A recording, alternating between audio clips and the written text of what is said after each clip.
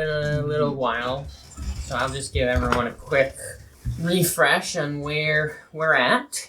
Our party that set out from Westport, they just made a pit stop at the Game Master and got some valuable information on how to find the Duergar. We did that fucking quick. That was a Richard Petty quick stop right there. And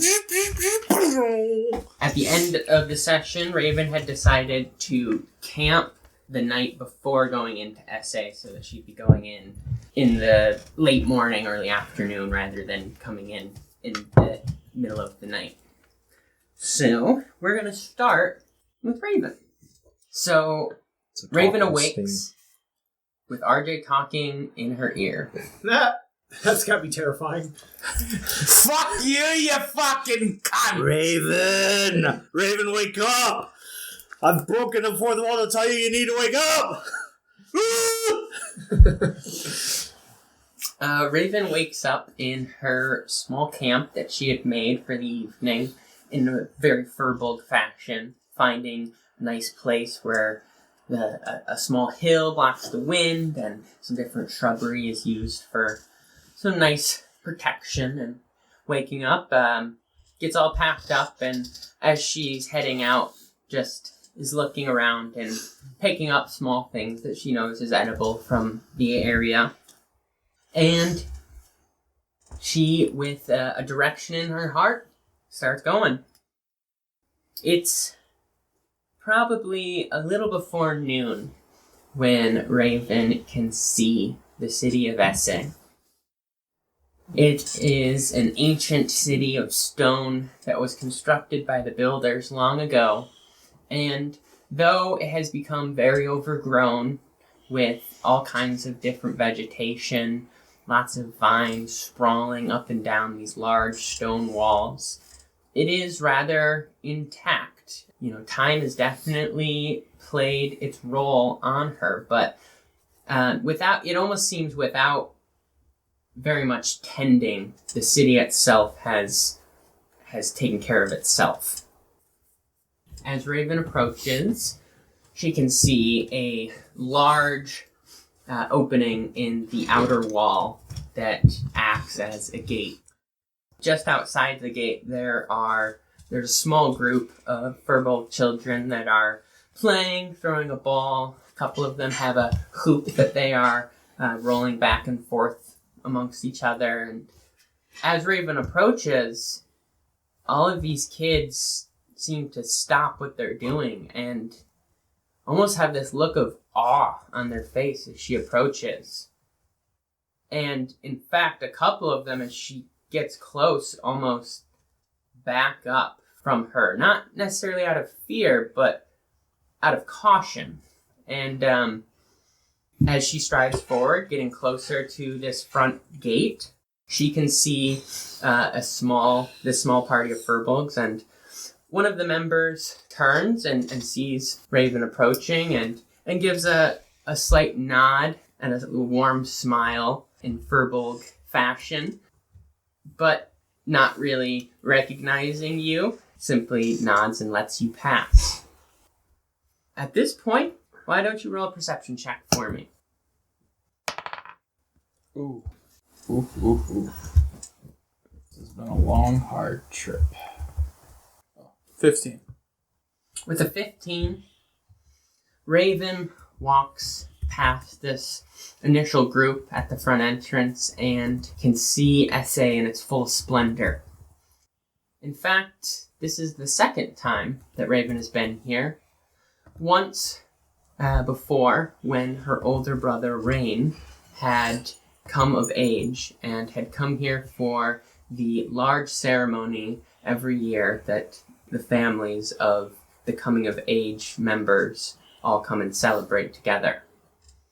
At the time, Raven was very small, but still these memories are somewhat engraved in her, as this was a magical place to her. She had never seen, a really large cities, and furthermore, never seen a city this aged and full of history. So, though she's been here before, she doesn't have it's not like she has the whole map in her head. So she can kind of remember that there's 3 big sections of the city. One off to her left that is where people normally will put up different camps, and when they're staying there, a lot of food is prepped over there.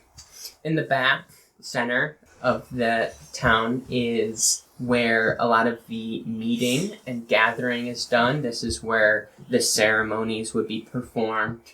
And off to the right side is where a lot of the banquets and general mingling of people happens. With the 15, I'll also tell you that as Raven is looking around at everything and taking it all in, turning back around and looking through the front entrance now, back the way she'd come, she notices that this group of adults also is somewhat standoffish, or there's this look on their face of Raven being something else. And where would Raven like to go? So in this place, they're just Firbolgs meandering around. There's not like a real big meet. There's not like a big gathering of them right now in like a specific area. As right now, when Raven comes in, she saw that group right at the front entrance. And then from there, there's a few small people walking up and down the streets, talking, other little reunions happening. But she doesn't see any of the large groups at this moment, whether they be gathering somewhere or not. So like a large central building that, you know what? She's gonna go get something to eat because I bet you she hasn't had a good meal in a couple of days, and she'd probably like that. All right. Now with her own cooking, she hasn't. Ha ha ha. Well, from Raven's memory, she heads off to the left portion of this city. And from the front, as she turns off onto this left street that kind of takes her down, it's a little bit of a curving street, and as it curves kind of back towards the entrance, and then as it curves again towards the back of the city, it opens up into a large road with all of these buildings on either side, and it appears that it used to be a market, and now it's used for this staging area of different people setting up camps, and a lot of people having cooking fires going, and more or less merriment and food. What's Raven looking for? Just a person? Maybe a place where she can eat, and there are a couple of A cabbage vendor. my cabbages. This is worse than Omashu. Maybe a place where there are a couple older members of the clan here, so that she could have a conversation with them. Okay.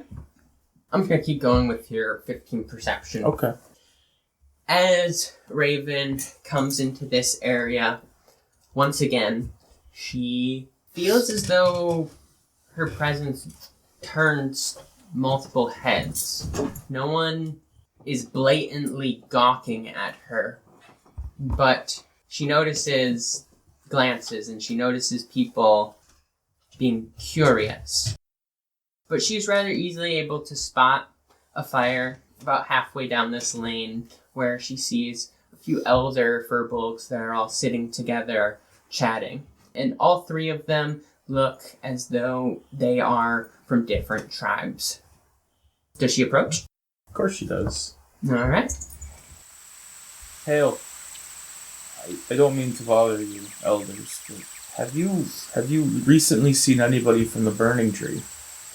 Oh, alas. A burning? The burning tree, my clan. Oh, dear, why don't you sit down? Okay. I'm Yessa. I'm afraid that I've not heard of this clan before. My people are from the south. I believe, more than likely that is a northern tribe. Yeah, Have you lost your tribe? yeah. I was off on a I was off on a trial, and when I came back, they weren't there anymore. Oh, that is a deep hurt. Here, have some bread then. So you say you were on a trial? You're coming of age? Yeah. Well, you look a few years past 16 to me. Yeah, it's been a little while. Oh. So your tribe, how long ago was this? It's been about 3.5 years. 3.5. Oh. Well, lass, I am afraid that I don't have the answers that you're seeking, but perhaps I could point you in the right direction. Why don't you finish your food? Here, I'll go get you something to drink, and then I'll lead you to the head elders. Oh, okay. And she gets up and puts a kind hand on Raven's shoulder, and as she walks away, she kind of gives this glance to the other two members that were sitting at this fire. And as her glance goes to them, these two older Firbolg men, she notices a similar look on their face, that they're a little curious as to Raven. Well, lass, so you say you lost your tribe? Yeah. A few years ago, too. Mm-hmm. Burning tree. Yes. I've heard of your tribe before, but I have not heard any news recently. But, and Yessa gets back. She will show you to the elders. I hope they have the answers for you. But I have to ask. Seeing a walker so young, where have you been? Been all over the place. Well, lass, one does not pick up that energy just by walking all over the place. Energy? Well, yes, lass, a walker. A walker? Indeed. I don't think I'm knowledgeable enough to tell you about this if you know not. But when you see the elders, they will tell you what you want to know. I did spend some time with a being known as Sona. Sona? From the legends? I think so. I don't know. Interesting. You walk out of legend. A walker of your age, claiming to have spent time with ancient beings. I'm afraid I don't know what to say. Boys, I just became the protagonist. We all hung out with the same ancient being. I was gonna say, relax. Take a chill pill, Neo. I am the one. As a silence sets in, Yessa comes back and breaks it by putting a hand on Raven's shoulder. She approaches, and it jolts her back to, she'd been almost in thought for a few seconds there, and Yessa comes and says, I've got you some sweet wine here, little something for some vigor. Why don't you come with me? And she hands Raven this cup that has some kind of wine made from berries of the region. And in fact, it's almost like a good berry in the fact that it has revitalization properties to it. And Raven feels awake and very much in the moment, aware. Lively,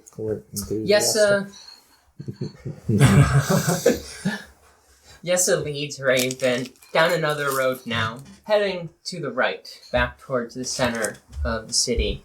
And after a short walk, Raven turns the corner into a large, circular, open courtyard, you could call it, in this back section of the city. And in front of her is a large gazebo of intricately carven stone with a half sphere on the top, a dome made of all of these vine-like stone carvings. And it's open to the sky.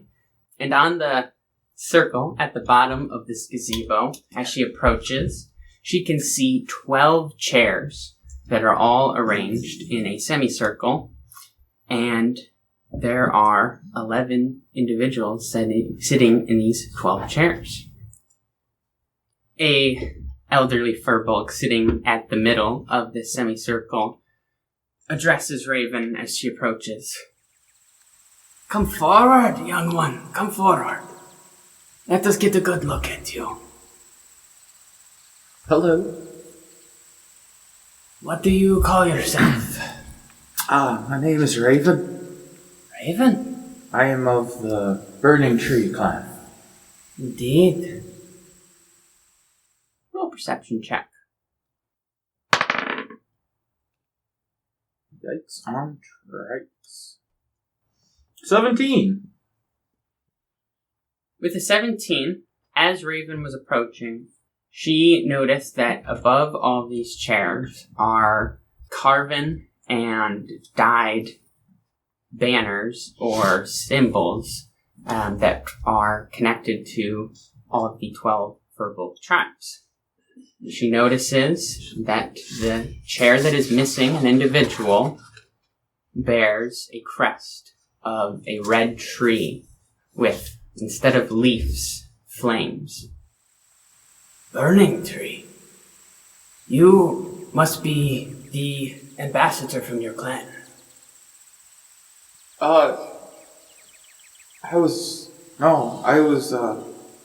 actually trying to figure out where they went. I haven't seen my clan in 2 years.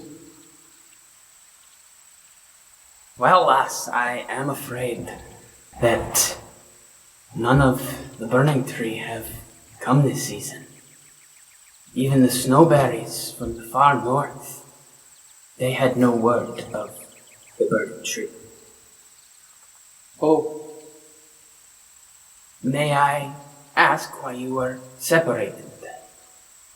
I was on a coming-of-age pilgrimage. And now it would appear that I can't find anyone. Or I haven't been able to find any. When I went back afterwards, I wasn't able to find anyone. "So you were looking?" I've been looking for a long time. "And may I ask what it is that you have encountered? It is long since we have seen one of your kind." What do you mean, one of my kind? He motions to a single chair that sits in the center of this gazebo facing towards the 12. And he motions for you to take a seat. And she obliges. It makes sense that you would not know of a walker, as it is, you being so young in stature. But you carry the light with you. Allow me to explain. A walker is a druidic spirit that is awoken within an individual. It normally resides within our kind, connects the individual to the earth, to the energy. There's certain responsibilities, an impact on wisdom, a certain sense of awakening, though it is normally missed by the individual themselves as the lock, as it were, that the key fits into is created through the experiences that you build in your life. Well, I did meet with a being known as Sona on my travels. Sona? Are you sure? I am fairly certain. Lass, this is of legend. There is very little that I know of these things, but alas, the impact must be great. Is there anything else that you have encountered? Beings that cause the land around them to become infertile and all manner of plants and animals to die. I was traveling with a group of Enwa who helped me with a few of these blights, as they called them. Dead? So you know? This is the reason that we have met, to discuss this issue.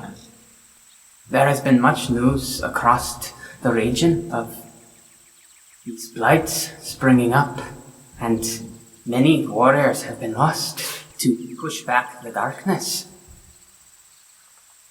Do you think that's what happened to my clan?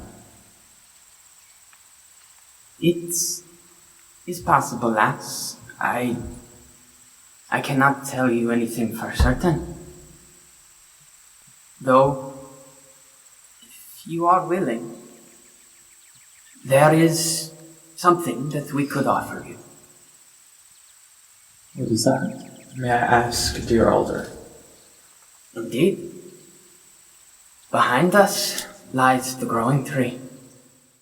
He actually stands up and stands to the side of his chair, and you can see straight back.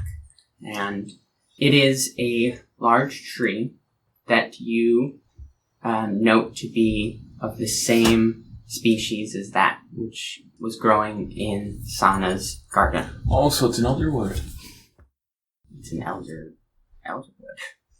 It's an elderwood. No, just an elderwood. And you can see, as you look straight back, that there is a doorway of sorts in this tree, and it goes back into a pocket that is quickly cast into shadow. This tree has been a point of awakening for many, though what you will see and experience, none can say. And there are changes that often come with it. I assume, for one of your standing, it will be only enlightening. It connects the individual to the earth, and in this state it allows you to perceive beyond yourself. Okay. Far out, man. Cool, dude. Awesome, bro. So, she steps forward into the grove where this elderwood is hanging out. Raven stands up from her chair and, walking towards the tree, passes this elder. And as she does, he says, "What is that on your back?" It's a sword that I crafted out of the root of a tree. And what tree would that be? This wood is unlike any I've seen before. It is one of your own making, it would seem. Yeah. And what is the strand on it? Why don't you investigate your sword? With it, since someone has pointed out an 18. Ooh, that is a good freaking roll, buddy. That is a good freaking roll. Alright, that's an 18. As Raven is holding the sword, she turns it in her hand and can see that there is a silver teal shimmer that has wound itself down like a vine. And as she looks more closely, she can see that there's a small little bud just above the hilt of the sword. And she can tell that This was planted here by the Athleña. You're not gonna believe me when I tell you this, but I grew an Athleña using Athleña? some of the techniques I learned from sauna. That's... You indeed step out of legend.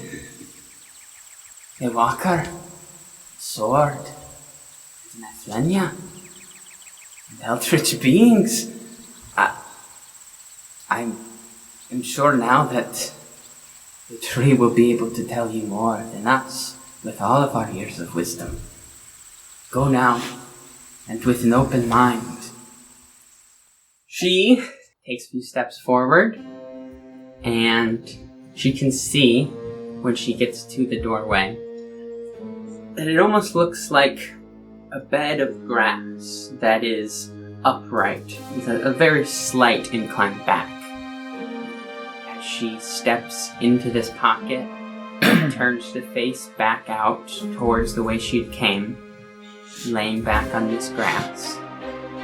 It appears as though the bark in front of the doorway grows at an exceedingly fast pace, and as she's there, she feels roots on her feet growing with the bark, and the grass behind her, though soft, becomes longer and longer, and she can feel this engulfment of these small shoots. And as the bark is about closed over, the last gleam of light hits her face. Her eyes are cast into complete darkness, and that last little remnant of light behind the eyelids turns into flowers and colors that she can only imagine, and there aren't words to put to what she is seeing exactly, as it's like a spring in her mind. And with it comes this, it's almost as though she can perceive what all of the trees and the roots around her are perceiving, the intricate smells and all of the swaying of leaves and the rays of sun. And as she becomes aware of every single living plant on the face of Vassanoka, she finds herself again in a dark space with a light behind her, and as she turns to face the light, she sees two Firbolg standing hand in hand. She realizes that these are her parents. She just kind of pauses for a second, and she shakes her head and she rubs her eyes, and then she runs forward to embrace them.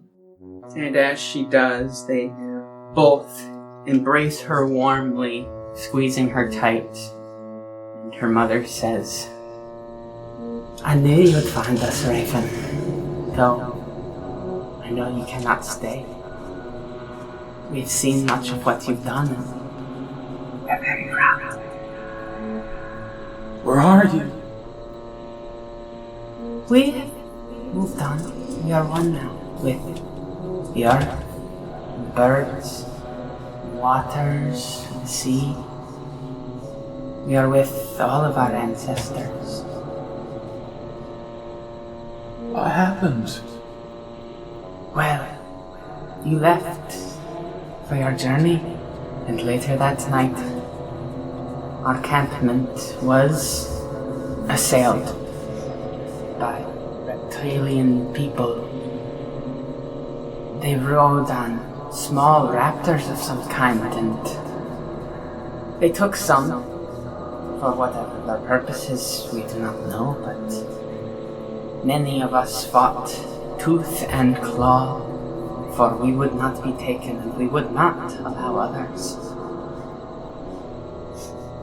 Last of all that stood was your brother, like a fire, unquenched. You would have been proud to see him, and without right by his side. But, alas, there was something greater planned for you. None of us could see it. But we see the light in you now, Raven.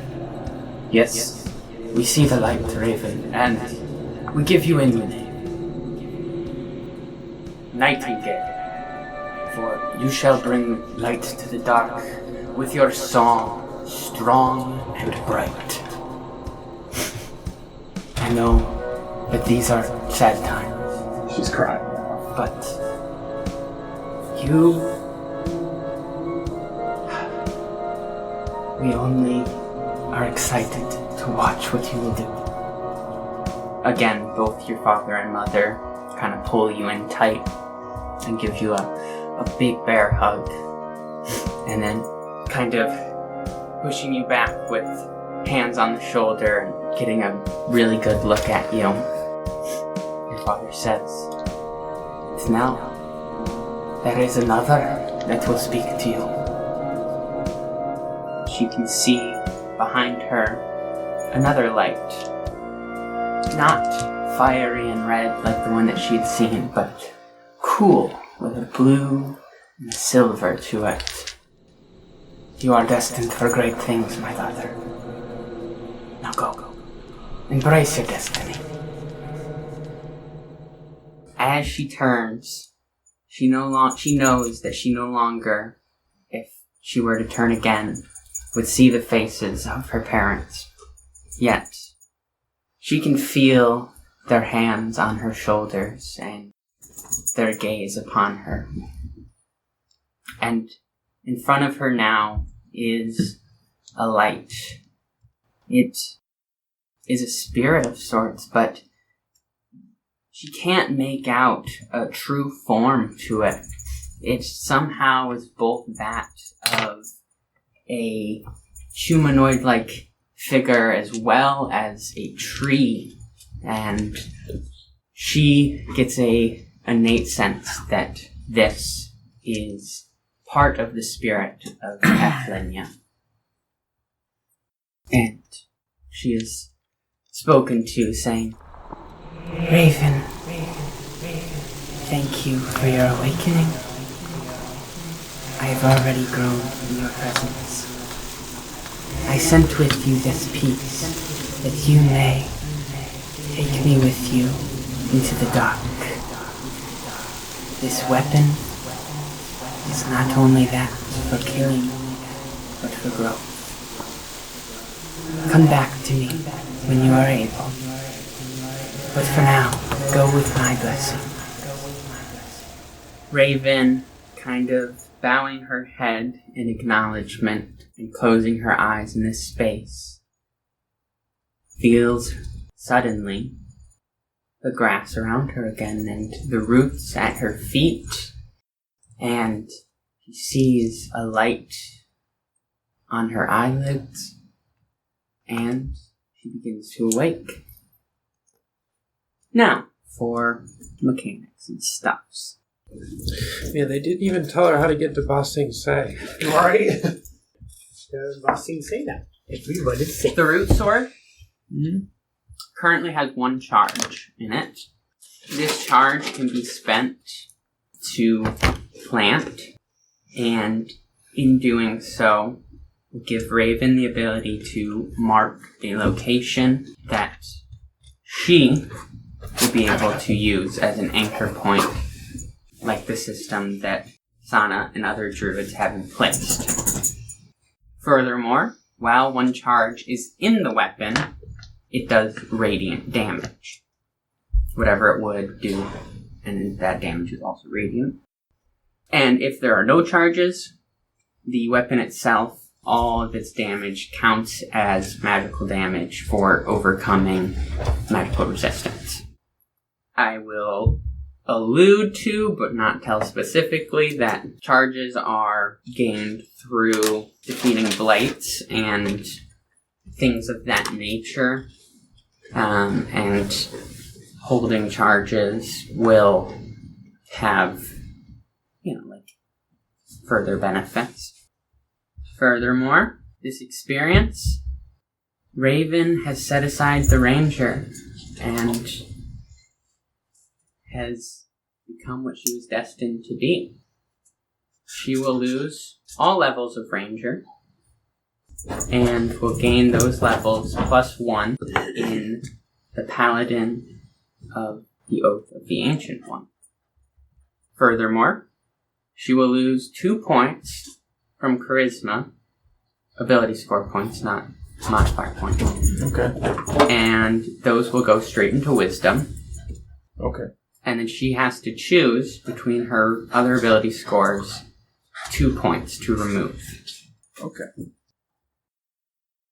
As Raven awakes and this bark is pulled away and the roots at her feet are sinking back into the ground, she can see all 11 of these elders standing, looking at the tree, and all smiling in amazement as she comes out with a light about her, this silver radiance, her sword with a newfound glow than it had before, and a fire in her eyes. And before she even steps out of this pocket, she hears a voice in her head, that of Sana, casting Descending.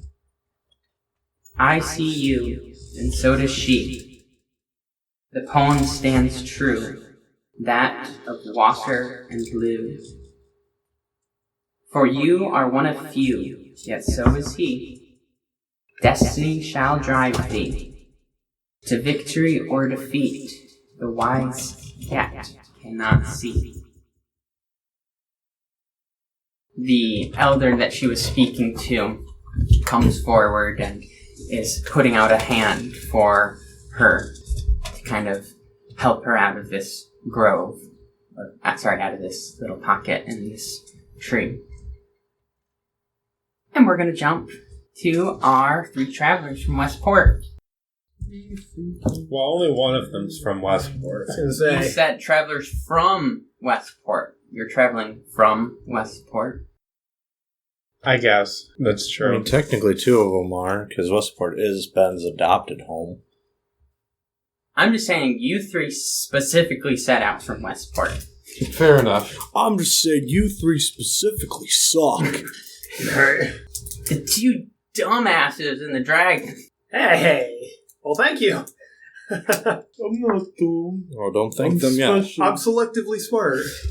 Okay, so our party of 3 awakens after taking a rest after they had met with the game master and getting packed back up and mounting their horses. Krohl leads the way, following the compass on his forearm.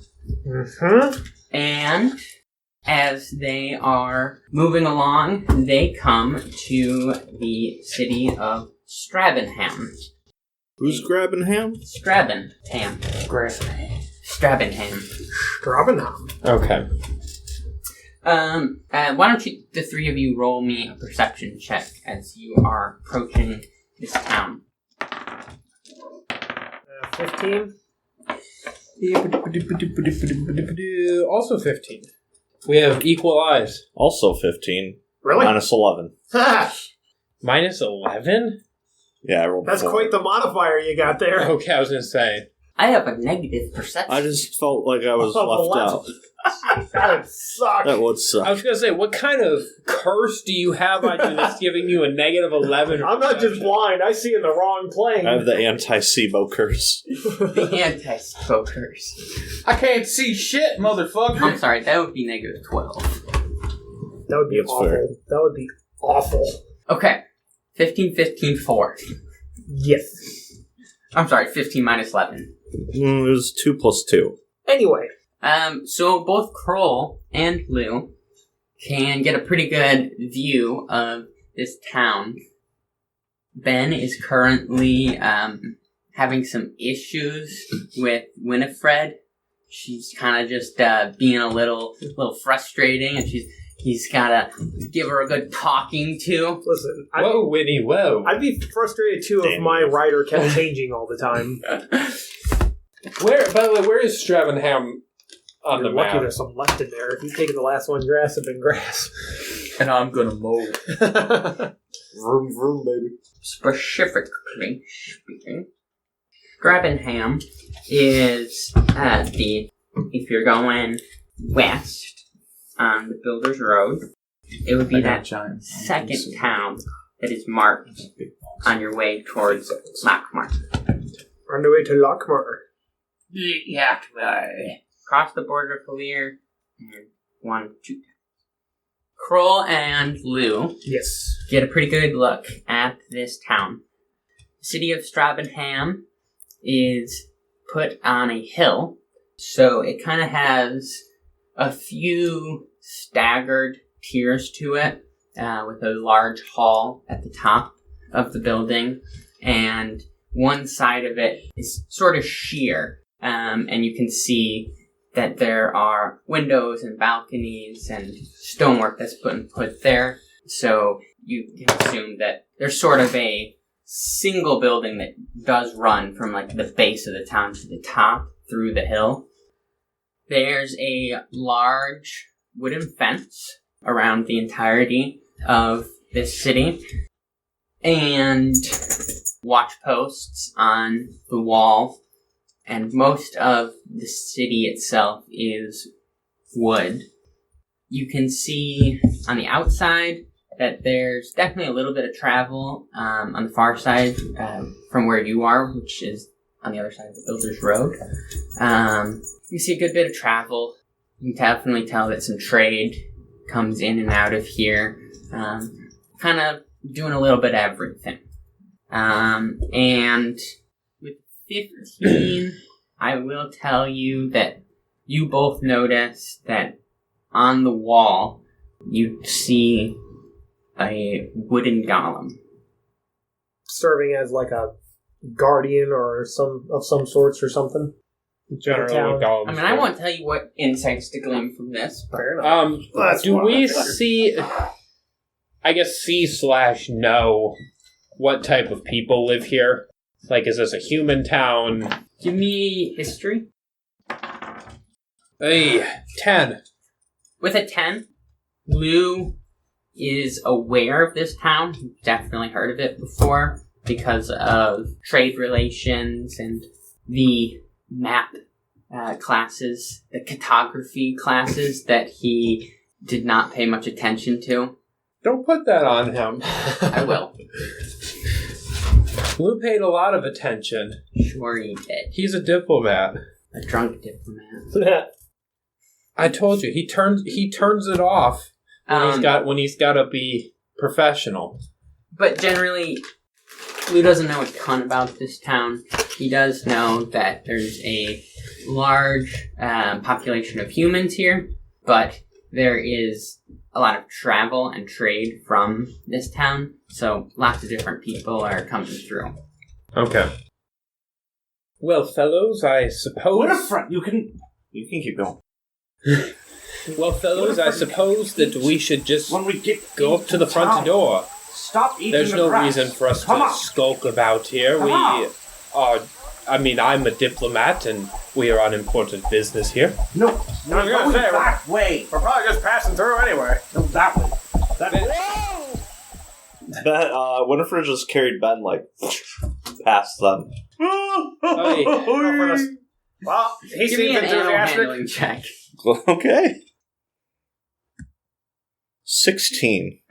With the 16, Winifred kind of gusts past both of Crystal and Preston, but quickly Ben is able to give a good tug on the reins and finally get Winifred to slow down and kind of does a little turn and then is standing still. Alright. I'm alright. I said turn, not roll. It was deliberate. It was deliberate. You really need to get your steed under control there, Ben. I'm sorry she's hungry. We've been trotting down this road for days. You're actually kind of going through the woods. We've been trotting through the woods for days now. Krohl, is your compass pointing us directly to the city? Yeah, I'd say it's straight through. All right, then. Let's go and investigate and see what we can glean inside the city. Works for me. We're going up to the gate. All right.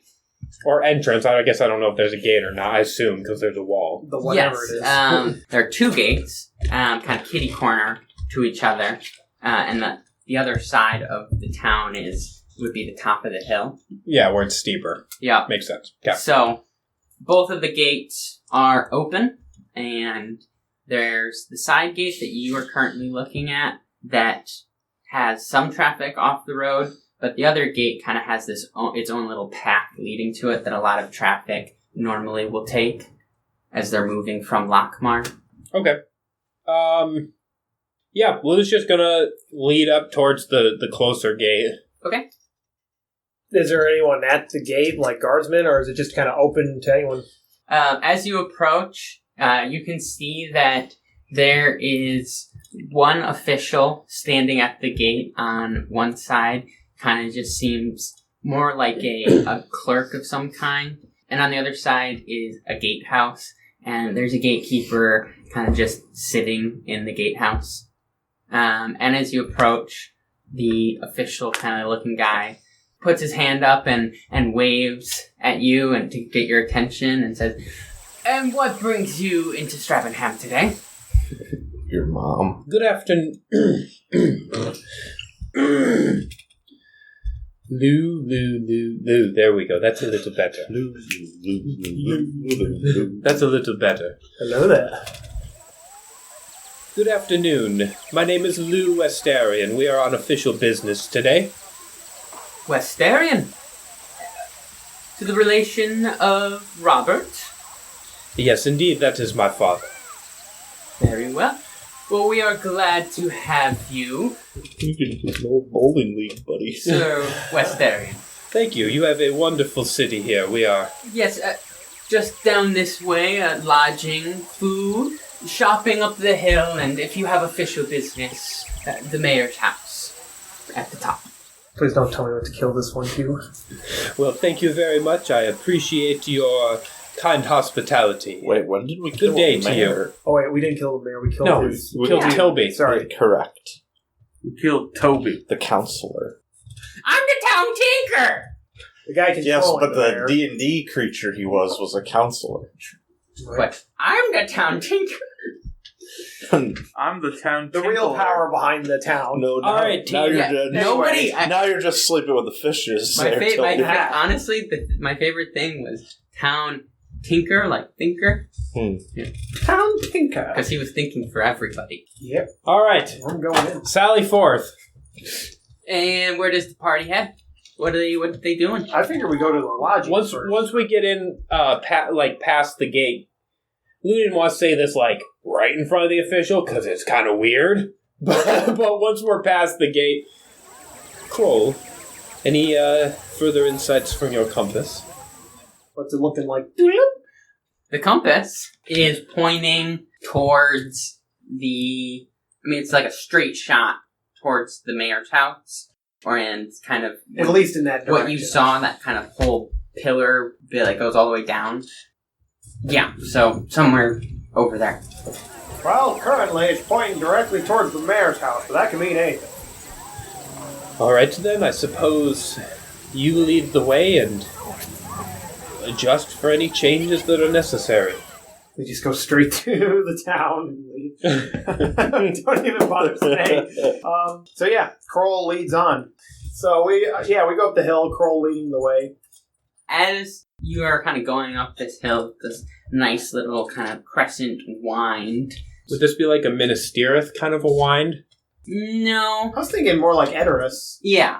Yep. The whole hill kind of moves. both Just a nice up- gentle curve. Right. It's not like we're going up. You're not going like corkscrewing around. It's Gotcha. just like a half turn almost. Gotcha. All right. And Krohl, kind of keeping an eye on his tattoo, notices that as they are going off to the side, it keeps pointing back towards that same column right at the top of the hill. Well, boys, we must be getting close, because every time we turn a little bit, it keeps pointing right back at the column near the top of the hill. Then it does appear that we might be speaking with the mayor today. Works for me. Alright, we continue forth. Tally forth. Trot. Yes. Ben, no, this way, not to the whorehouse. Okay, so you're going up to... But I got to left it to visit your mother. We're going up. At this point, we are just following the directions of the compass. Got it. You find yourself to the top of the hill, and there's a large hall-type building in front of you with large pillars on the front. Huge tracts of land. There are 2 guards standing on either side of this double set of doors, and standing next to them, facing in towards the center, are 2 wood golems. Well, spared no expense on the security, I see. This is wonderful architecture. I wonder if this town was built by the builders as well. Well, we can always ask while we're in there. Well, then I assume the compass is pointing us to the mayor's. Why don't you roll me an insight check real quick? Okay, I can do that. Oh, can you? Well, I can roll it. We'll see how it goes. Come on. 3. We're going to a different D20 now. That one's used up. As far as Llew is aware, he, really thinks that the builders made this place. Okay. So the compass that I'm looking at, it's still pointing at the mayor's place, right? Currently, yep. Okay. Dead straight ahead. Bottom me, Stooges, compass coming through. Right? All right. I'd say this will suffice to get me inside. We got a wise guy here. God help me. No. Is there a spot near here where we can see that we can tie our horses up? Yep. Off to the side, there's like a whole stable area. If you want to go, Just tie it to the wooden bowl. Here, hold this. Well, gentlemen, I believe that we should take our horses to the stable. They might appreciate a bit of a rest while we do our business. Yes, I quite agree. Oh, I am sure they will. and as you approach the stable, a boy comes out and just immediately kind of looking at your attire, addresses you as though you belong up here, and just kind of grabs your horses as soon as you dismount, and gives a nod as he leads them into the stables. Well, it's a fine service around here. I'm going to give him 3 gold pieces. Oh, geez, thanks, mister. Ugh. All right, it's time to drop, kick him out of the atmosphere. We can finally afford dinner tonight at my house. You threw off my groove! I'm sorry, but you threw off the Everest groove. Sorry. Thank you for your prompt service. I appreciate it. Well, I'm just trying to do my part. I'm doing my part. I didn't do shit. I didn't do fucking shit! All right. We head towards the mayor's We house. take care of our... As he's walking back, you see an elderly stable worker. It's like, give me that kid. But Daddy, I just earned this. All right. Fuck you, old man. I don't even work here. Greetings. This is Sir Ben, and thank you so much for listening to Realms and Nerds. Do not forget to subscribe to the podcast if you have not already, and to turn on your notifications so you do not miss any new episodes.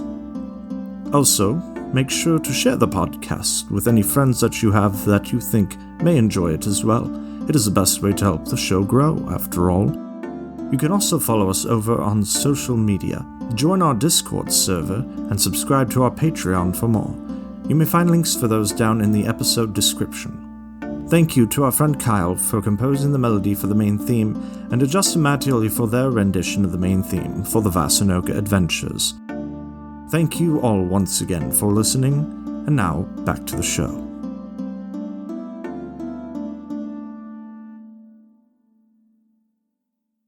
Yeah, Kroll's gonna lead the way up to the door, keeping an eye on them. Halt! What violated the business law. brings you to the mayor's house today? Good afternoon. My name is Llew Westaryn of the Westport Westaryans. We would like to speak with your mayor for a moment if he has the time. I'm sure that he does. Why don't I go and check? I would appreciate that. Thank you. And he slips in, almost kind of just half closing the door, and then opens it back up, and kind of just stands and waits there in that awkward silence where everyone's kind of just like looking at each other. No one will Kroll's see gonna the wizard. No way, no how. Kroll's gonna look at the wood golems. Are they like completely stationary, like a statue, or like they're waiting, Yeah, they're standing there. Wow, not giving us the stink eye or nothing? They are, like sentinels. Okay. So currently not moving. I think golems have to be activated, don't they? Not necessarily. Just depends on what their job is. Okay, yeah, we just... These ones' jobs are to hit the gritty. Right. We're just standing there. And a few moments later, there's a knock on the other side of the door, and both of these guards Who is it? swing open.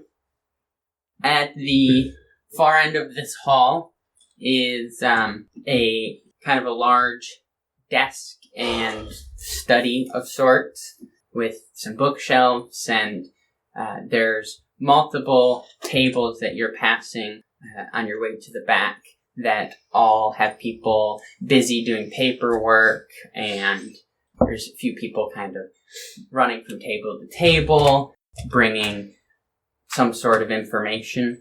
There's a lot of kind of clerical work going on. Okay.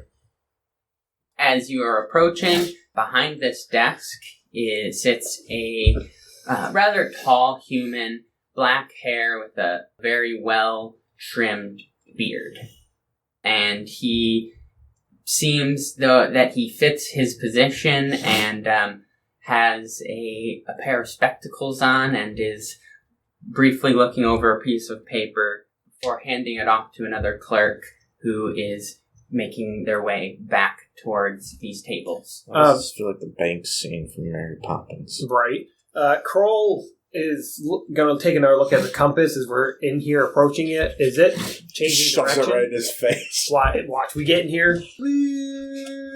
Do an investigation check. Okay. Hey, do you know where this goes? That's a 7. With a 7, Kroll doesn't think to look at it until they are about at the mayor's desk. And when he glances down, he sees that the needle is now pointed straight back. He doesn't say anything. He just puts his arm back down and just waits for the conversation to ensue. Nice weather we're having. Gentlemen, Prince, what brings you to Stravenham today? That's a question. Depends on What brings you to stabbing him? Ben knows. No, Ben's got a good memory. They've been on the road for like a day. RJ doesn't, though. I was about to say. All right. It's been a couple months. Good afternoon, Mayor. I apologize, I did not get your name. Oh, shit. Rodney. I didn't come up with a name for Rodney. this mayor. Rodney. Give me a Rodney. second. Stephen. George. Stephen Stevenson. Filber. Charles Staynden. Yeah. That name sounds fake. That sounds like you just made that name up. Sounds like you made a Staynden name. Well, they're Staynden. The Lies of the Jedi. You do not notice. You know nothing. Well, Mayor, Miss- what you're looking for. Move along. Well, Mayor Staynden, it is a pleasure to make your acquaintance.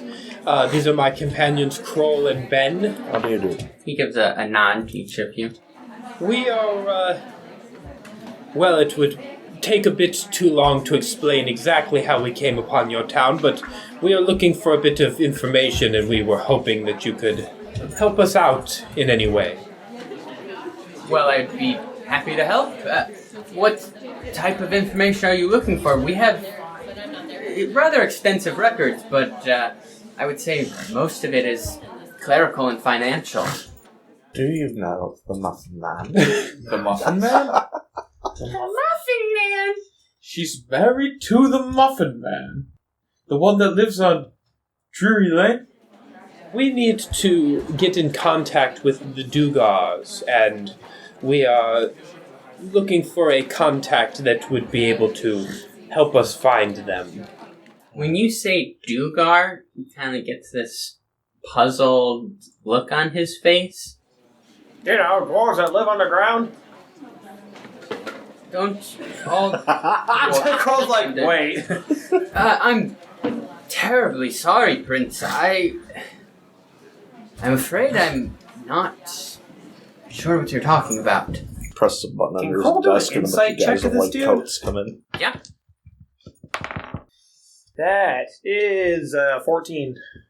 With a 14, Krohl doesn't really get anything fishy from this guy. Like, he's not withholding information. He legitimately doesn't know who they are. That's too bad. Seems like the Duergars are doing a good job of staying under the radar like they try to do. Perhaps you could glean some insight from our libraries. That's all I can offer you, I'm afraid. Unless you'd like to stay this evening, I could put you in some lodging here. Well, that would be swell. Well, we shall see. I don't want you to go to the trouble unnecessarily. I don't know exactly how long our investigation will take. Well, it would not be much trouble. We have plenty of vacant rooms, and it's not every day that you have a prince walk into your office, after all. Very well. If it's not too much trouble, then by all means we will accept your hospitality. Wonderful. Dinner is at 7. It will be on the floor above lodging.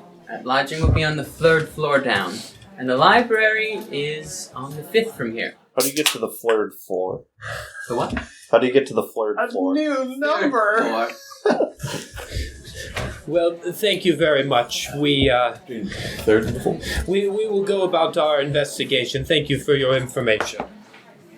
Indeed. If you need any help finding anything, I'm sure anyone in the building would be willing to help. There is a librarian that keeps the records for helping find that. And of course, there is housekeeping, guards, if you need anything. But thank you very much. Krohl, what happened? I thought the compass was taking us right to the map. No. The compass is taking us straight to the entrance we're looking for, more specifically. Are you guys walking? I'm assuming at this point we're walking. Yeah, I thought that was the end of the conversation. I'm just clarifying. Right, so, Yeah. for The mare clarification, can now we're drift back walking into the away. ether forever. We're walking away from him looking for lodging. And Oh, yeah, we'll stay for the night. it's like, Bye. fuck yeah. No lodging in the building, dude. Wait! I have the most Bob. delicious wine in all of this city. No. It's expensive. No, It's most... chicken wine. Chicken. Sorry, what? Check on it! Excuse you? Blood of chicken. It's wine made out of chickens. Don't tempt me with a good time. No. No, the compass doesn't point to the Too bad we mare don't have the or a picture. person. It points to the entrance. Speaking of which, Give me another investigation check. when we walked up to the mare, the compass pointed back towards the way we came from, so I'm assuming it's beneath us. Another what? Investigation, you said? Yeah. That's a 12. As you've been walking, when you glance back down, it is once again pointing straight towards where the mayor's desk would be. Okay, so it's somewhere in the middle of the room. Pardon me. Don't bother watching me. Stabs his sword into the floor and starts peeling up the wood. So why Don't are mind you me. shoveling the middle of It's the like- floor? No reason. The mayor- Plumbing The issue. mayor's like, there's stairs right over there that go downstairs. What are you doing? You guys were on the 6th floor. We're on the what? Oh! So, yeah, Krohl's gonna try and find a staircase to head down. Well, it's not terribly difficult to find. Yeah. And, Because it doesn't exist. right. There's an elevator. You mean a lower? I prefer escalators. Okay, So, yeah, we do that. Yeah, we go. There actually is indeed a lower. Sweet. We take the lower. Can you take me There lower? are 2 lifts on either side of the hall, and both of them have somebody who's standing inside operating said lift. Hey, buddy, would you mind taking us to lodgings? You got it. 3rd floor. Sweet. How many floors are in this place anyway? 6. Oh, that's kind of cool. Mental note for later. Can you take... So, y'all look important. Oh, not terribly. No, you know. Well, it's very polite of you to say, thank you. I mean, got drag fellow, Prince Boy. It's, Whatever you are. A retainer. yeah, he doesn't... Oh, I knew that was deliberate. These 2 important fellas and then, that. Why did all your NPCs call him a prince boy? Llew is 32. Yeah, Prince Boy. I'm sorry. Prince, man, guy. I'm just Prince saying, guy. I've noticed all the NPCs call him Prince Boy. I'm like, you do know that he's in his 30s, right? Mike Kroll's 3 years older than you. You're looking rough for 35. Yeah. I'm the baby. Old. Yeah. No, they're the baby. I'm the baby. You ain't here, bitch. I'm looking rough. Like a dog, he's looking rough. Death will wear on a guy. Okay. Just fucking turns up.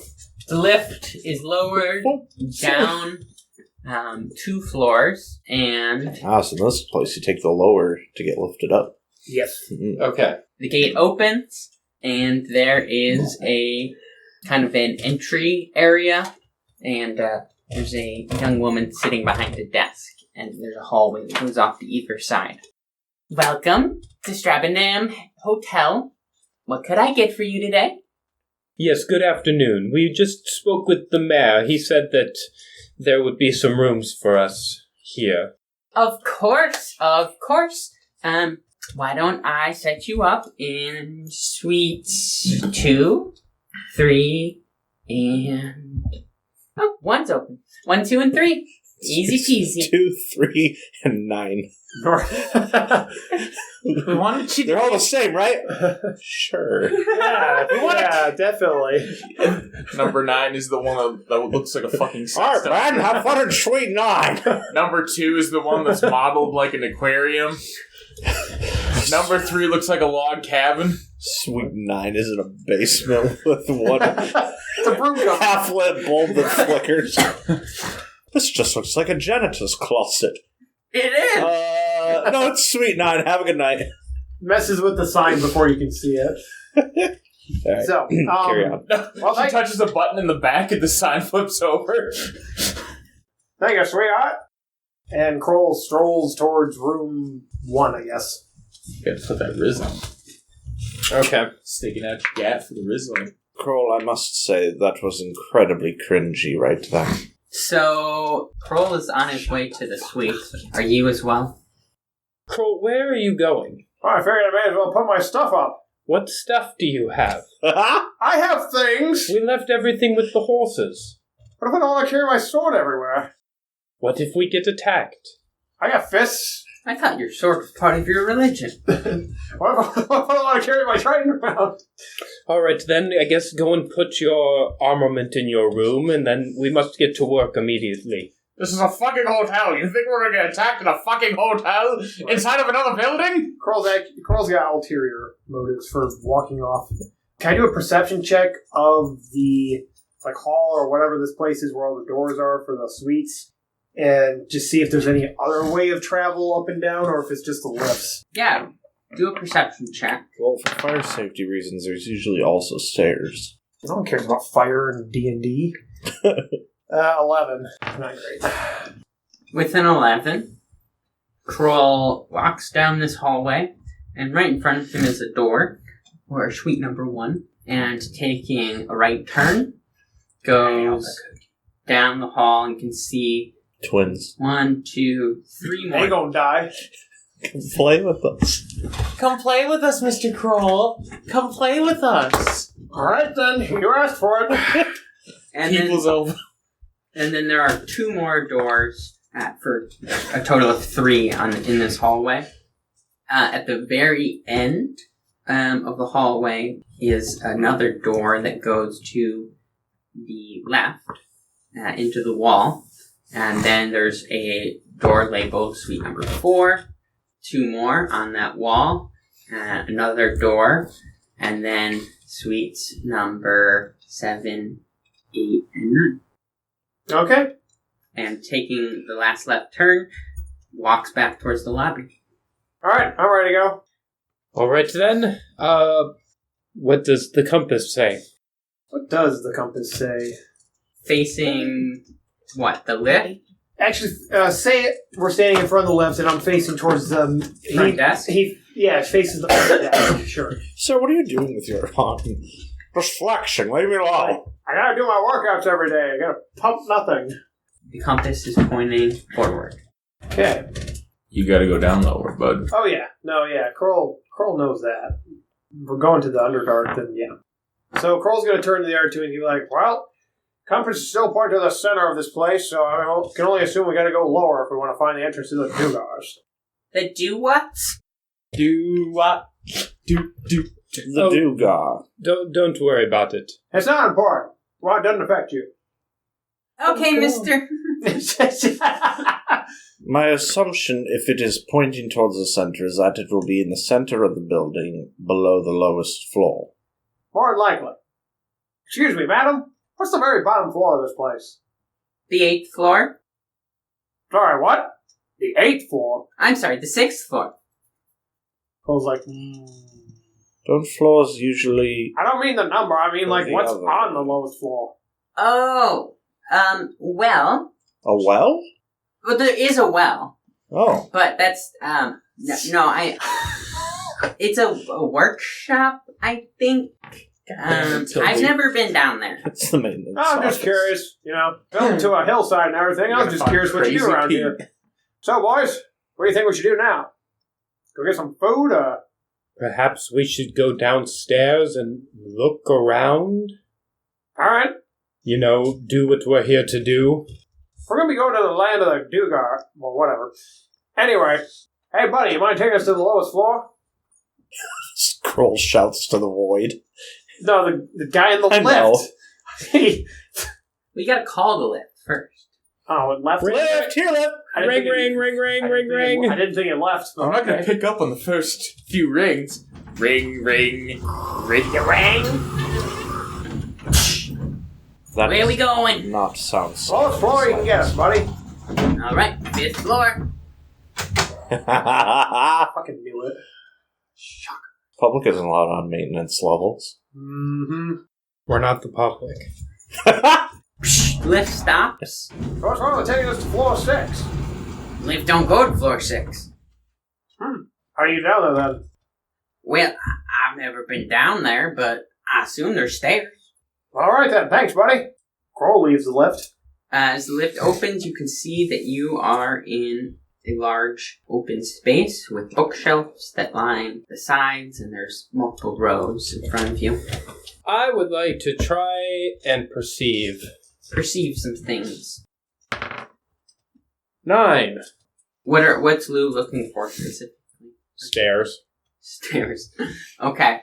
As Good answer. Good answer. Llew kind of walks through here, he sees that the library only has 2 exits, a lift on either side, and there are bookshelves that line the walls everywhere else. You're gonna have to Scooby-Doo this. Yeah, oh yeah. I don't see any stairs. Did you try looking harder, my liege? Can I do a perception check, see if there's librarians or whatever? Mhm. That is a 13. There is a librarian, an elderly man, sitting in one of the far corners. There's a little nook there, a couple of chairs, and an end table, and he has some sort of ledger on the table next to him, and he's holding a book that he's currently reading. Kroll's gonna walk over to him. Hey, buddy, what does one have to do to get down to the 6th floor? Oh, hello, lad. Sixth floor. Well, it's only a rumor, really. What do you mean, a rumor? Well, it's just for years now. Nobody has actually been to the 6th floor in a long time. We don't even know how to get down there. Well, there are rumors how to get down there. Maybe we can figure it out. We're a bunch of smart lads. Well, they say it was locked off because of horrors and nightmares that would crawl up from the basement. Horrors and nightmares. Let's go. Nightmarish horrors. I am all about that. Give me that eldritch titty. Get back down there, Petunia! Get! Wow. I guess we know what we're doing, boys. And Krohl starts examining. I'm imagining tentacles coming out of vaginas. All right. Hot shingles, you say? 1, 2, 3. Give me investigations. Oh, let's see. Oh shit, I got it. Hey, 16. Not too bad for a guy with a +0. Man. Why? Mother. Why? 10. 18. Nice. Not I'm nice. baseline competent. Llew, walking around the library, is looking at all of the books, and every once in a while he kind of just grabs one and gives it like a pull, like, is this a secret lever? Is this a secret lever? Krohl, as he's going around the perimeter, he actually finds this book that says The Hidden Stair. Krohl's like, that seems a little obvious. And he's going to grab it. And it pulls off the bookshelf, and it says The Hidden Stair, written by P.F. Staynden. Is there anything where it was sitting behind, like, where the book was? Nope. Okay. Hey, boys, I found this. And he shows them the book. This would mean something if I could read. Right. Bringing it over to Ben, he opens the book, and tried to open it. and you can see that for the most part, it seems to be some sort of novel that has been written. Though he does find that there are a few different pictures in there showing off different cityscapes and a few different maps. And he finds one that looks similarly like the library that you're standing in from a top-down view. And he can see that there is a small symbol in one of the corners. Oh, look, Ben, they put in pictures for you. You're hilarious, my liege. Well, most of this book is asinine. It is a fairly juvenile attempt at a novella. But there is a few maps that I think are not fiction, and if they are, then they have been heavily inspired by fact. Find one that looks like a library. And he's going to walk to the corner where the marking is. There is allegedly something of importance here, and shuts the book. Can I do a perception check of this area? Why doesn't Ben roll a perception check first? Yeah, why doesn't Ben roll perception check? Bitch. We don't do that here. 16. Ben notices that in this corner, there are, on the centermost bookshelves, kind of, from where a normal person, the top of their reach to about their knee, there are all these different metal bookends. Each one depicting different beasts or flowers, trees. Roll me another investigation. Oh, you know your boy isn't very good at that. That's a 15. Jeez. With a 15, Ben's eye is drawn to a bookend depicting a silver wooden golem. That one is interesting, and he's going to attempt to move it. As he does, he kind of feels that it doesn't want to move out, away from the books, but rather out towards him. Ka-chunk. And with that, Pull the lever, Kronk. there is a turn, and the corner does almost like a half turn, and there is a doorway that opens. And voila.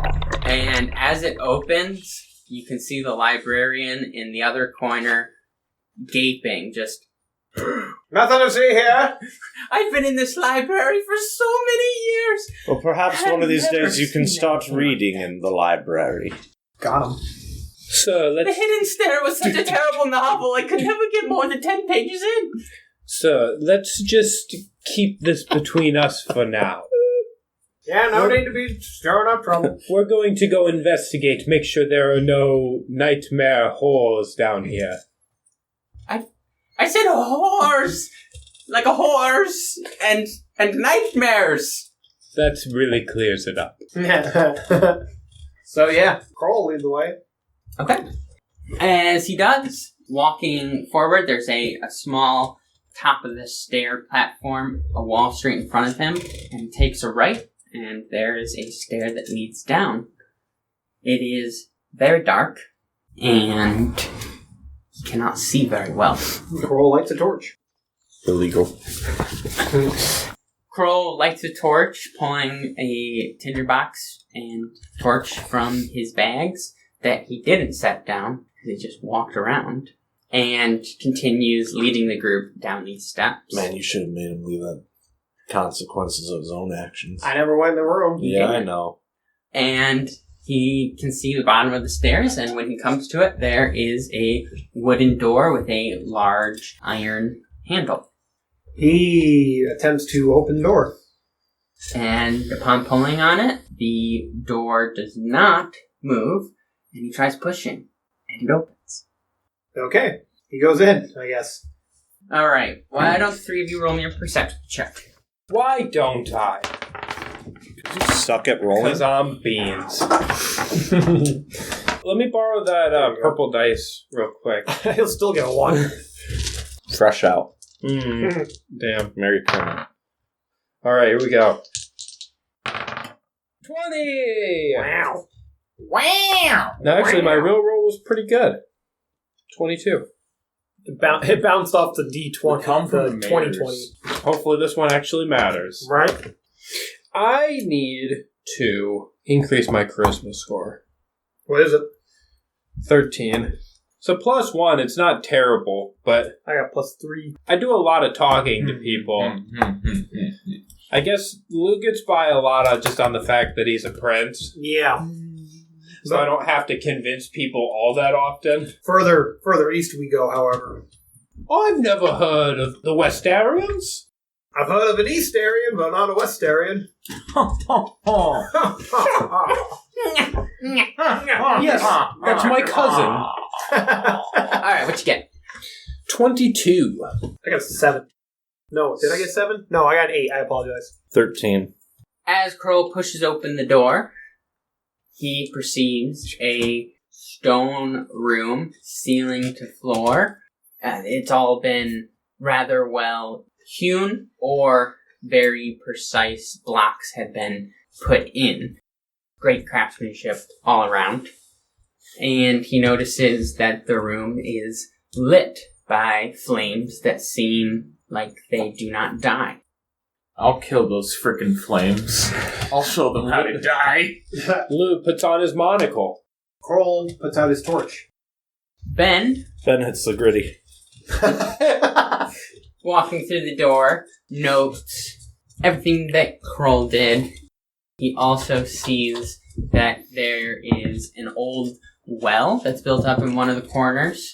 He also notices that this room is not the size of a full floor like the other ones. It definitely is a smaller room. And he sees that there's a bucket at the top of the well in its little stand. Is there a name for that? Like the bucket that goes down into the well. Well, like the pulley at the The- top. Yeah, the usually stone or metal or wood posting that holds it. I don't know, just a pulley. I'm sure it has some obscure name, but I don't know it. off the top of my We just head. call it the pulley. A dumbwaiter? No. No, it's like a crank. It's some kind of a crank or something, Yeah. generally, but Right. It's just mechanical advantage. Mm-hmm. And he also sees that this room has a tunnel that is almost like a window. He actually sees 4 of them. He's not sure where they go. You can kind of see that they go into the wall, and it almost looks like they go up. But there's no light that comes through them. Laundry chutes. Right. Llew, on top of everything that everyone else had already noted, I have to make sure this is, like, really good, because it doesn't ever roll this good. Right. Gotta make it worth his while. You see the ghosts of horrors down here. The ghost of Hooers. All right. He sees that there is, a stone in the center that has a little bit less grout around it. In fact, it stands out to him because of how tight the stonework everywhere else in this room is. And he also notices that it would appear that the bucket in the well has no real tension on it. Like, it almost seems like the bucket is waiting to, like, there's a latch holding the bucket up and it wants to go down. Okay. Full of a toque. We cannot get out. We cannot get out. It is coming. You know who wrote that?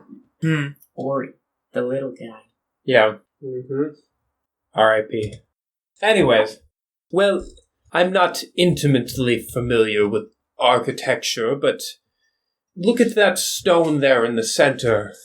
It seems like it is loose. You see, it's not fitted as tightly as all the other ones.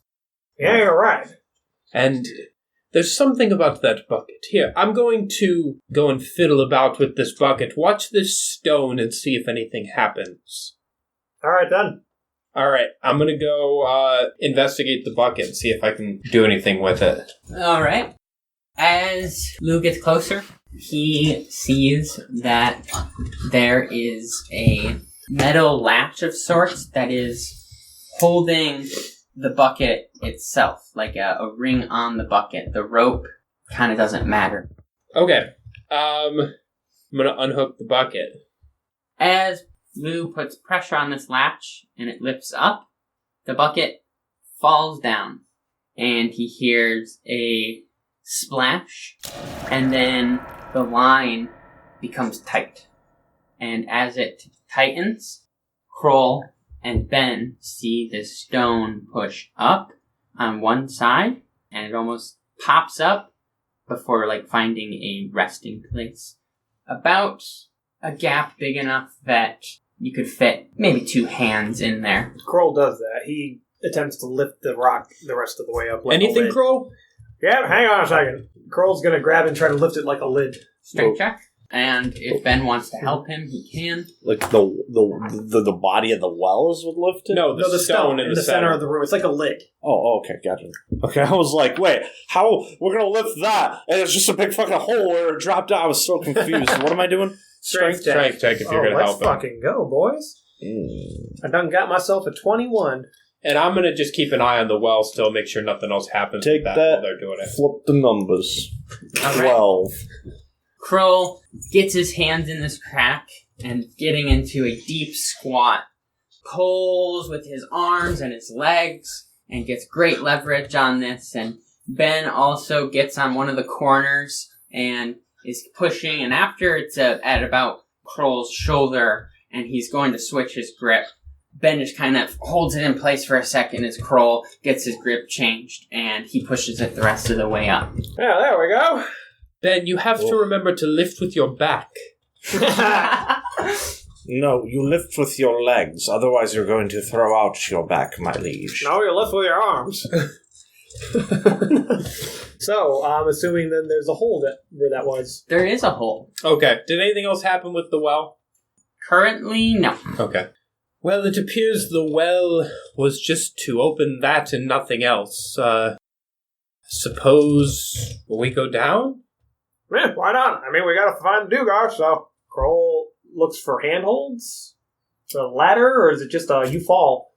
He sees no handholds. In fact, looking down, he sees that the stone is very smooth, and it also kind of goes down pretty steeply, and you can kind of see it turn back out. And that's all he can see. About how far down does it turn back out? It's like maybe 5 or 6 feet Go if down you the were slide. putting your butt like right on the top ledge, and then at that point it kind of turns and you can't really see what the incline is. Well, boys, I'll see you on the other side. And Krohl, hold on. What? and he jumps down, arms crossed, feet straight. Do the rest follow? Well, I suppose we should go after him. I suppose so. And Lou's going to jump in. And Ben will Watch, follow. it turns, slides, stops immediately. Everyone slams it. Hasn't been oiled in a while. Just need a good spray of WD-40. You have to Kroll. skid your butt along the ground for like half a mile. my dead ass literally rubs right off. Well, I lost my ass on this one. I'm sorry, Furman. He's taking most of the rub for me. Aye, there's the rub. As Kroll plunges into this hole, quickly he slips in and off to a hard right, and then it's like a corkscrew, and it's a pretty steep incline, yet his back and feet are constantly in contact with the rock behind him. And he can hear, as he gets lower, both Ben and Luz kind of scream first as they kind of get thrown to the side with that big initial jerk, and then some whoos. Kroll's having the time of his life. And everyone is in almost complete pitch black, and then suddenly Kroll can see a red light at his feet, and he washes into a room and loses most of his momentum, but kind of stops on a wall on the far side. He's going to attempt to roll to the side before the other two slam into him. Okay. Do dexterity or athletics. Athletics. Cool. That's something he's good at. Nat 20 Ooh. plus 8. 8? Yes, 8. 28. Kroll smacks into this wall, and it stops him, and he immediately springs to his feet and gets to the side. And as Llew and Ben come sliding in, he is able to grab onto the collar of Llew and sort of swing him to the side. And let Ben slam into the wall. Goodbye.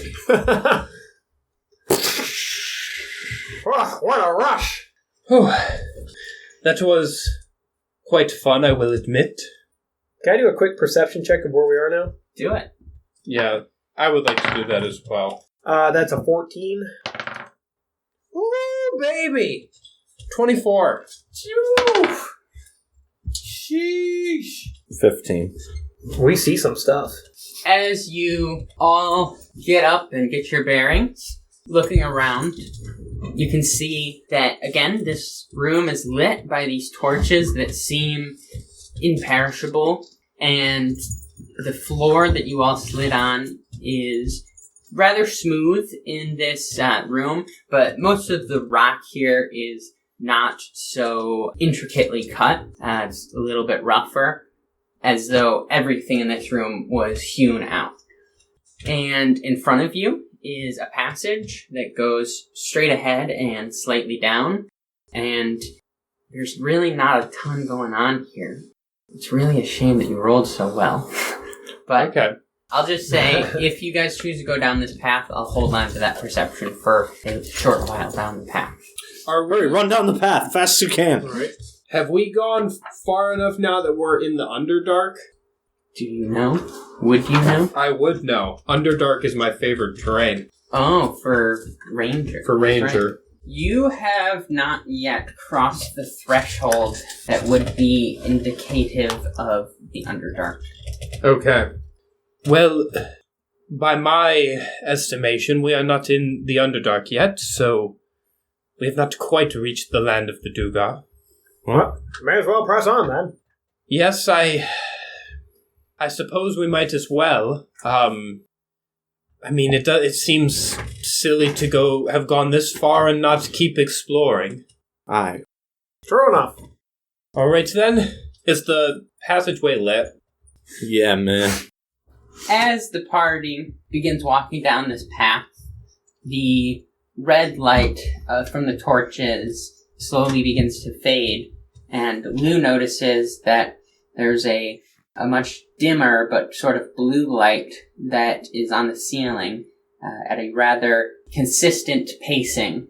And upon taking a second to stand under one and look at it, he notices that these are the Rugar stones that you guys had experienced previously. Look, fellas, we're in the right place. See? The Rugar stones. Oh, yeah. Don't throw up this time. Try not to stare at it too long there, Ben. Well then, we press onward. So yeah, we do that. We keep going. Alright. As the party continues down this path, it continues at this slight decline, and it also has been ever so slightly kind of making this left turn. And you kind of get this feeling after a little while that you probably have made a whole circle at this point around that starting room. However, you all notice that very quickly you have lost track of time and distance and find yourself no longer connected to the things that are happening above you. You're not sure if this is taking you 30 minutes or 3 hours, but as you've been going down, you've almost lost your sense of caring for those things. Every step feels about as easy as the step behind you. And as you go, there's a change in the air pressure, but also a change in the air itself. And you can notice, you kind of, as you get deeper, realize that there is a small breeze on your backs. And you gleam from those holes that you'd seen previously that this breeze is somehow related to those holes you'd seen in the wall. And get this idea that maybe this is an inlet to the circulatory system.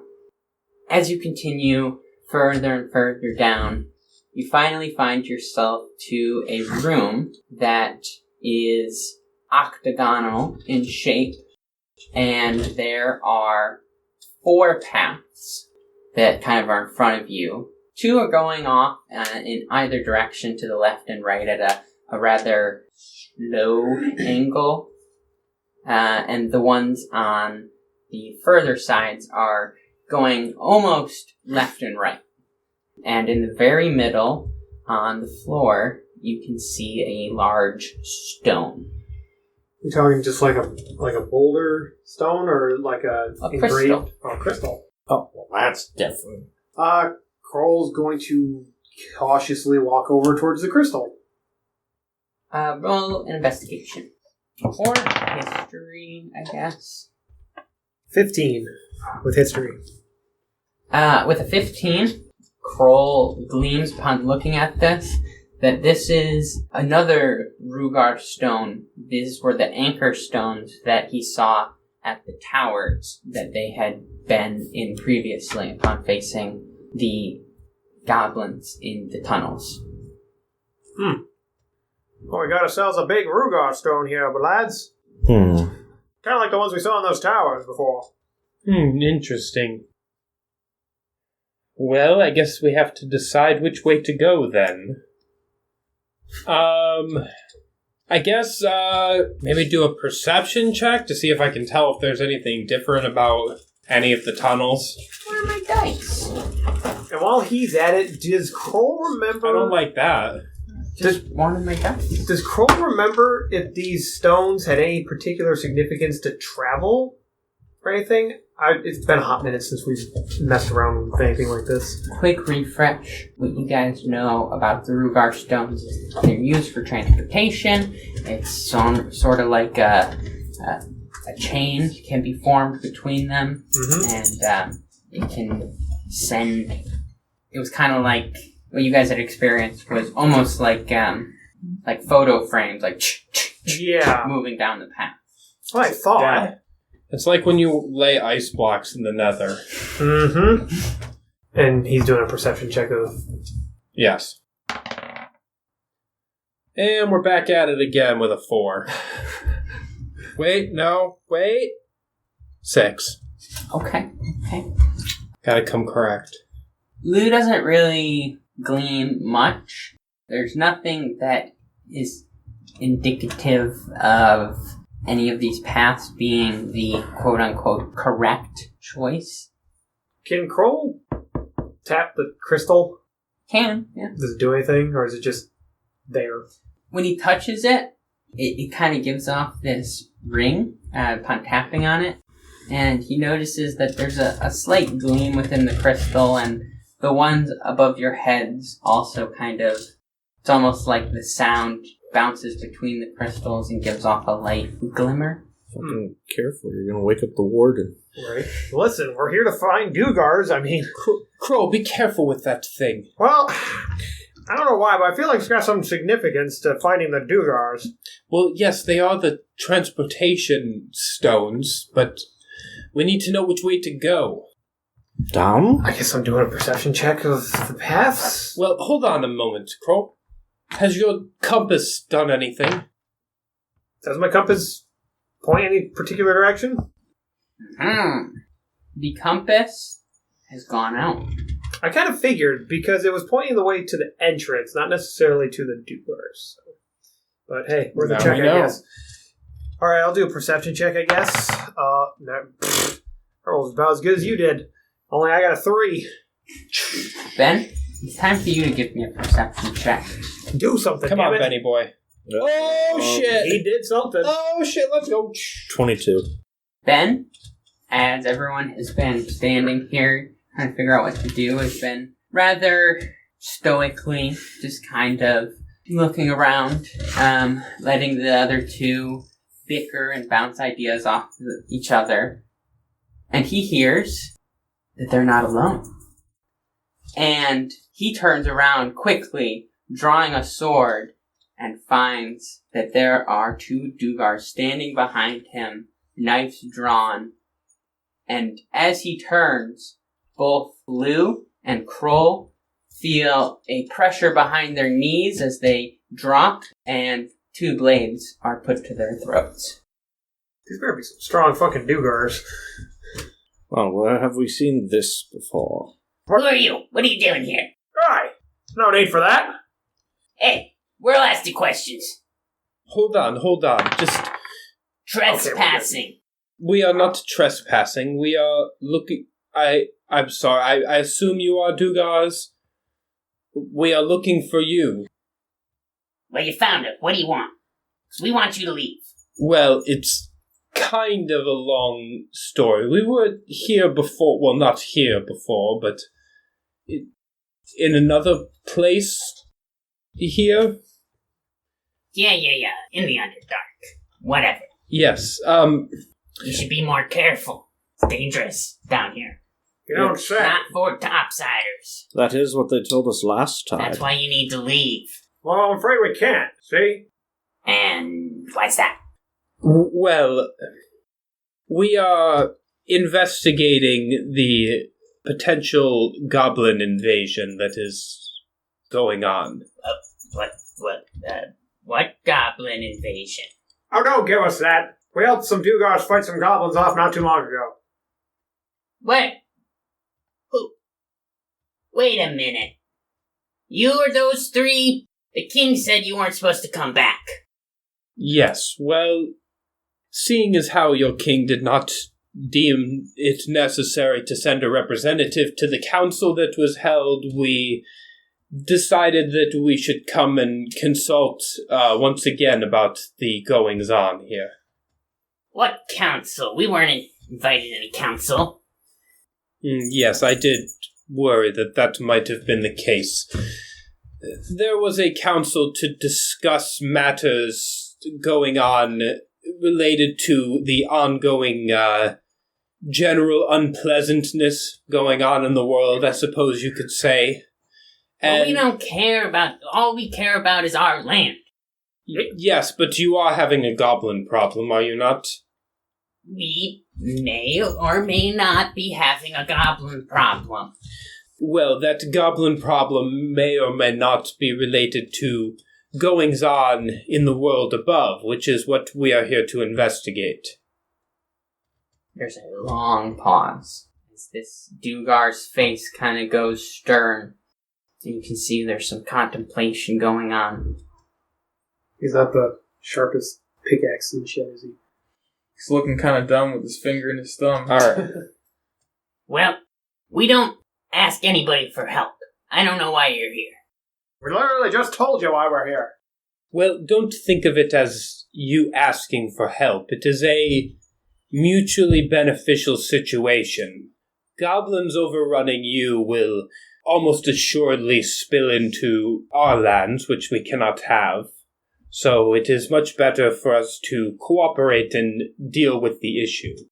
It is diplomacy, not an offer of charity. Well, orders stand that outsiders are supposed to be killed if they will not leave on their own accord. But in this specific case, I will bring you in front of the king. Though, he did say that you were to be killed if you came back, so that's on you. We'll deal with it. Listen, I'm already dead, so, I mean, it can't get much worse. Oh, we can kill you again. Yes, Krohl, you are undead, not immortal. I'm sure you can. Stiff breeze could kill you again. He pulls a soul blade out of its sheath. I'll suck you dry. Jeez! Krohl just gives him a look like, oh, you're swinging that way, do ya? Phrasing. Sorry, buddy, but, no, I don't go that way, boy. What? Well, nobody wants to get their soul sucked out of their body. Uh-huh. That is correct. Kroll's looking at Ben like, I totally think you're gonna get killed, but... Alright, boys. Grab their hands. Great, there's more than two. Oh, yeah. There are more than two. In fact, I We suddenly realize there's an army of them around us. I mean, I told you that there were at least 4. Because there were 2 behind him, and 2 behind you guys. Yeah, 4. Not that impressive, but I mean, when we get into numbers of, like, say, 30 of them, that's when Kroll starts getting a little worried.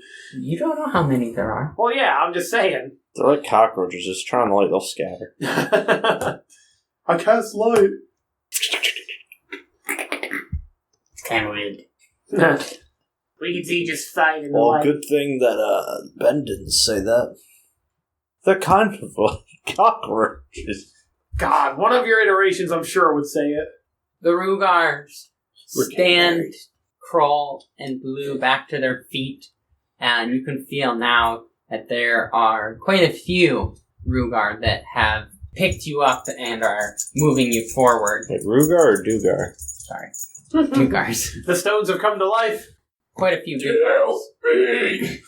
And as this chain is linked between you 3 and the Duergars, this one that has been speaking steps to the front, and upon having a hand put on his shoulder, he touches this stone in the center, and everyone is off, clicking their way down the path.